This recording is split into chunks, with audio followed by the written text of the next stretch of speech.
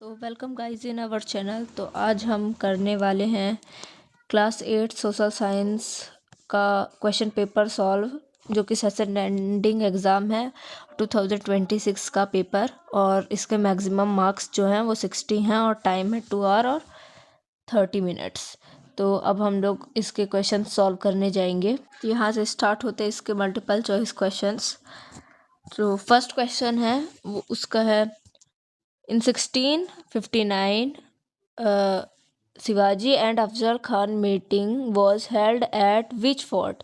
जो 1659 में शिवाजी और अफजल खान की मीटिंग थी वो किस फोर्ट में तय की गई थी। इसमें ये क्वेश्चन में ये पूछा जा रहा है, तो इसका जो आंसर है वो है सी। जो शिवाजी और उनके बीच में कोंढाना जो फोर्ट था वहाँ पे उनकी शिवाजी और अफजल खान की मीटिंग हुई हुई थी। सो गाइज अब हम लोग आ चुके हैं सेकंड क्वेश्चन में। तो सेकंड क्वेश्चन का पढ़ते हैं ये क्या है। तो इस क्वेश्चन में दिया गया, observe the given inscription carefully based on the language, script and content, identify which historical site और momentum it belongs to justify your choice. तो इसमें पूछा जा रहा है कि दिए गए शिलालेख का ध्यानपूर्वक अवलोकन कीजिए, भाषा, लिपि और सामग्री के आधार पर पहचान कीजिए कि यह किस ऐतिहासिक स्थल या स्मारक में संबंधित है। तो अपना इसमें आंसर लिखना है। तो इसका जो आंसर होगा वो आंसर नंबर बी होगा, wall recording of the history of Bhosle family. यही होगा इसका आंसर। आप लोग अगर बुक में अच्छे से इस चैप्टर को पढ़े होंगे तो आप लोगों को ये आ जाएगा। अब हम लोग आ गए हैं क्वेश्चन नंबर 3 पे। क्वेश्चन नंबर 3 है, What three constitution must be meet for an entity to be called a natural resource। इनमें से कौन सा आंसर है जिसे हम नेचुरल रिसोर्स कहते हैं। तो नेचुरल रिसोर्स है answer number D. It should be a solid, liquid or gas found in a nature is called natural resource। तो क्वेश्चन नंबर 3 का ऑप्शन नंबर डी है राइट आंसर। अब हम लोग क्वेश्चन नंबर 4 की तरफ आ चुके हैं। इसका जो वो है क्वेश्चन ये पूछ रहा है, what was the main purpose of the subsidiary alliance. तो सहायक संधि का मुख्य उद्देश्य क्या था। तो इसका जो आंसर होगा वो आंसर नंबर सी होगा, to bring Indian state under British control. भारतीय राज्य को ब्रिटिश निर्णय में लाना। अब हम लोग क्वेश्चन नंबर 5 में आ चुके हैं। Consider the following facts. The battle give. आप लोग क्वेश्चन को अच्छे से देख लीजिए। तो इसमें पूछा जा रहा है, विच battle does this facts describe. तो इसका जो आंसर होगा वो आंसर ए होगा, क्योंकि जो बैटल ऑफ पलासी था उसी में ये सब दिया गया था। The battle gave the British East company Bengal revenue. और जो स्मॉल टाउन बंगाल में था वो 1757 में डिस्कवर हुआ था, जो कि इसका आंसर होगा question number A. Question number 5 का आंसर नंबर ए होगा।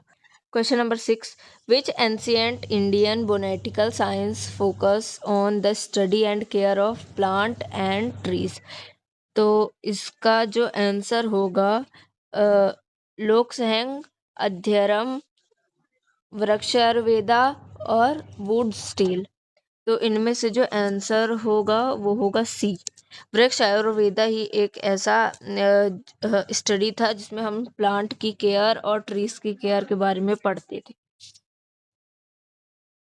क्वेश्चन नंबर 7 में, which constitutional amendments made free and compulsory education and fundamental right.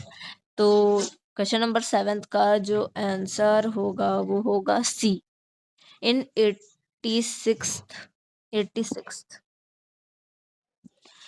और question number 8, What symbol is placed near the speaker's chair in the new parliament building? तो question number 8 का जो right answer होगा वो D होगा, Ashokan lion, Ashok स्तंभ। मतलब इसमें जो क्वेश्चन पूछा गया था, नए संसद भवन में अध्यक्ष मतलब स्पीकर की कुर्सी के पास कौन सा प्रतीक रखा गया है? जो स्पीकर होता है संसद भवन में, उसके चेयर के पास क्या चीज रखा गया था, इसमें क्वेश्चन में ये पूछा जा रहा है। तो अशोकन लॉयन रखा गया था, मतलब उनके पास जो अशोकन लॉयन होता है ना, वो रखा गया था, मतलब अशोक स्तंभ रखा गया था। Question number 9, what was the approximate adult literacy rate for male and female in India as of 2023 as per the World Bank estimates? तो इसमें ये पूछा जा रहा है, विश्व बैंक के अनुमान के अनुसार 2023 तक भारत में पुरुष और महिलाओं के लिए अनुमानित वयस्क सुरक्षा दर क्या थी? तो जो इसमें जो आंसर होगा इसका सी, 85 for male and 70 for female. 2023 में जो लिटरेसी रेट थी वो यही थी, 85% मेल्स की थी एंड 70% फीमेल। क्वेश्चन नंबर 10, इसमें पूछा गया है, based on the map which statement is correct about the size of Tughlaq and Lodhi territory? तो इसमें ये पूछा जा रहा है, मानचित्र के आधार पर तुगलक और लोधी साम्राज्य के आकार में बारे में कौन सा कथन सही है? मतलब कौन सी जो ऑप्शंस दिए गए हैं वो कौन सा सही है, ए बी सी या डी? तो इसका जो आंसर होगा वो होगा A, Tughlaq has larger northern territory than the Lodhi. इसका जो आंसर होगा वो ए होगा, 10th का आंसर ए होगा। अब question number 11, which fort build by Rana Kumbha in famous for its 36 kilometre wall? जो 36 किलोमीटर लंबी दीवार थी वो राणा कुंभा द्वारा निर्मित कौन से किला अपनी 36 दीवार, मतलब उस किले का नाम क्या था और वो कहाँ पे स्थापित थी? मतलब उस वॉल का जो था जो राणा कुंभा ने बनाया था, उस वॉल का नाम क्या था? तो इसका जो आंसर होगा वो आंसर नंबर ए होगा, कुंभलगढ़ किला, मतलब कुंभलगढ़ फोर्ट। 11th क्वेश्चन का ऑप्शन नंबर ए सही आंसर है। और अब हम लोग इसी दौर पे बढ़ते हैं क्वेश्चन नंबर 12 की तरफ। The constitution has the union list, state list and current list to define law making power. If union government passes a law on a subject in the current list, what must the state government do? इस question में ये पूछा गया है कि संविधान में कानून बनाने के अधिकार को स्पष्ट करने के लिए संघ सूची, राज्य सूची और समान सूची शामिल है। यदि संघ सरकार समान सूची के किसी विषय पर कानून बनाती है तो राज्य सरकार को क्या करना चाहिए? तो इसमें हमें पता है क्या करना चाहिए? इसमें हमें